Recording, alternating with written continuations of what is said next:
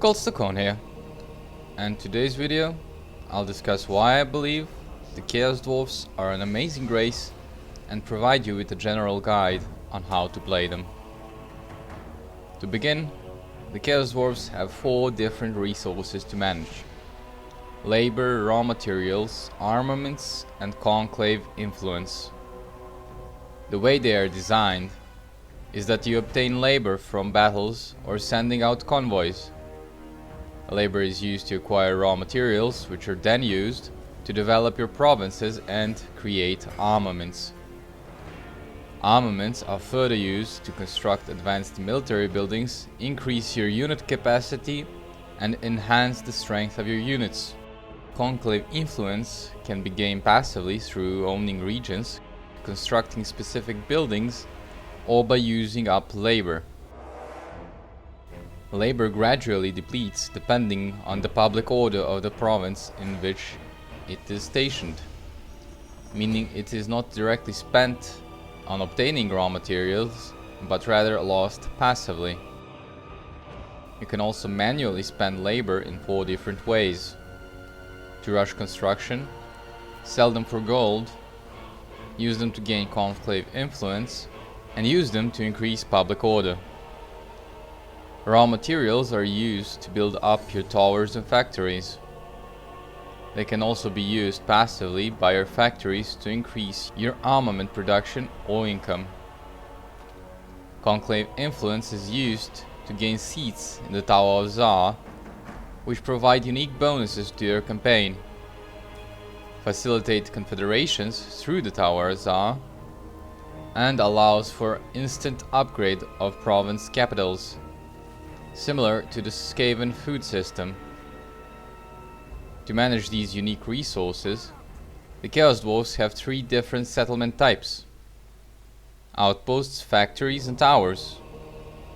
Outposts provide a building chain that require labor to yield the raw materials, while factories offer options in your infrastructure buildings to use raw materials for income or armaments. I typically construct outposts in areas unlikely to get attacked, and factories in contested regions, since they have minor city sieges and are easier to defend.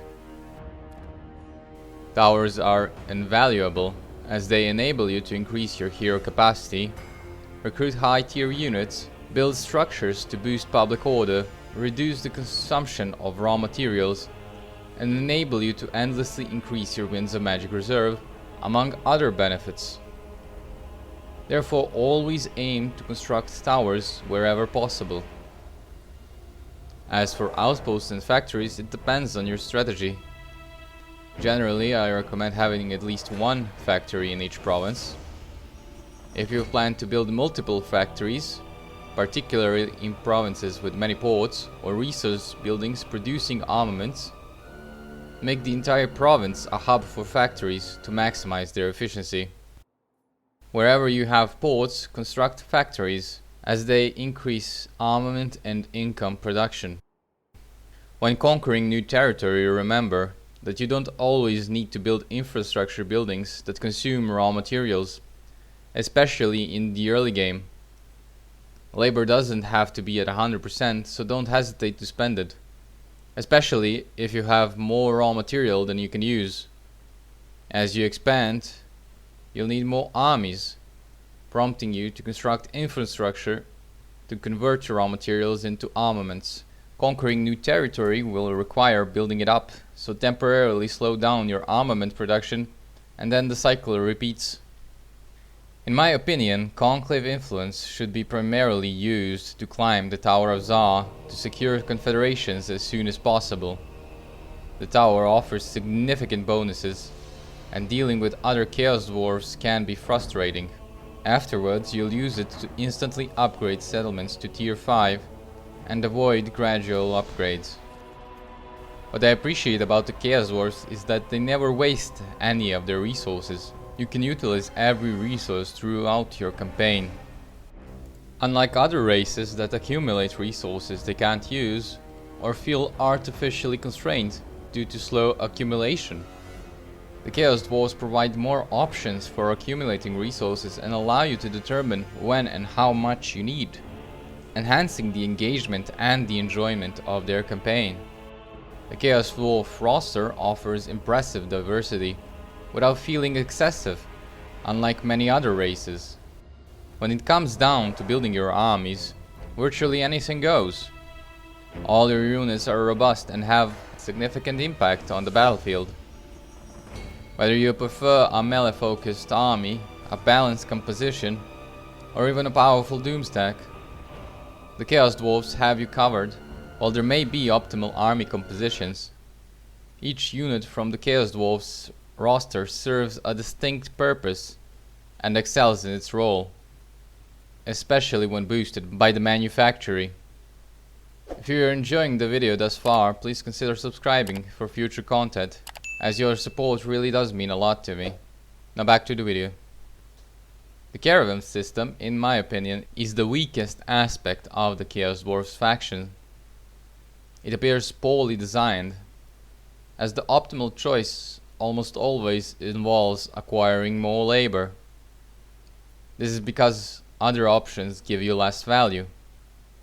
Why opt for 3k income when you can choose 600 labor and sell it for 5.5k income, which can be further increased throughout technologies?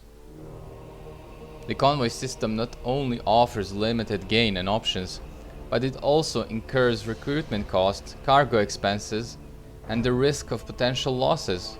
Factions declare war on you solely to eliminate your convoys, and since they all originate from Tsar Nagrand, it makes them an easy target for Grimgor. I typically refrain from sending convoys until I've dealt with Grimgor, as prematurely dispatching them often results in wasted income. The sole advantage of convoy system lies in the unique items it provides. Nevertheless, this aspect also falls short, as some items are inferior to common items obtainable in the game. Only a few items are genuinely worthwhile, simplifying your choice of convoy destination. There is little debate regarding whether to go to point A or point B, as the answer is usually evident.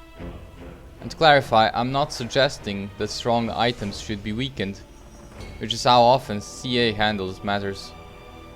Rather, every item should be sufficiently useful to provoke genuine deliberation over which to prioritize. The technology tree, on the other hand, is the most outstanding technology tree in the game. It encompasses everything needed to enrich your campaign experience, and you'll always find yourself contemplating which technology to research next, in contrast to most other factions where the tech tree can feel incomplete, with your choices often seeming like the best of the worst. This is not the case with the Chaos Dwarfs. Each technology serves a distinct purpose, leaving you to ponder whether you need a stronger army, more resources, or greater stability for your empire. I usually go for the Sorcerer's District first, as it provides you with a much needed bonus to your public order, after which I research depending on what I need in my campaign. Setting aside the inadequately designed convoy system, another significant issue I have with the Chaos Dwarfs is their relative uniformity in playstyle. Their faction bonuses fail to distinguish them enough to convey a sense of uniqueness. They all start quite close to each other, making their campaigns feel almost identical. You face the same adversaries, conquer the same territories, and by turn 60 distinguishing which faction you started off as becomes nearly impossible. This homogeneity diminishes campaign interest and raises questions about whether we paid for 3 factions or just the one. A potential solution to this problem was present in the game's earlier stages, when the Chaos Dwarfs had a unique bonus linked to their towers, such as research rate and casualty replenishment. This added more debate as to which campaign I would prefer to play, but it was removed for no good reason. Finally, in determining the best faction amongst the Chaos Dwarfs, there is no doubt that Astragod's Iron Hand reigns supreme. Prior to patch 4.0, it was closely contested choice. But with the removal of income from raiding caravans, the dynamic shifted dramatically. Without the reliable bonus income Astrogod got, his campaign is now no better than Zatan's. And Astrogod's bonus to Conclave influence makes his campaign so much faster than the rest. Well, this is all the information I had to share with you. I hope you find some of this helpful, or at the very least interesting. Again, if you enjoyed the video, consider subscribing for future content. Thank you for watching, and until next time.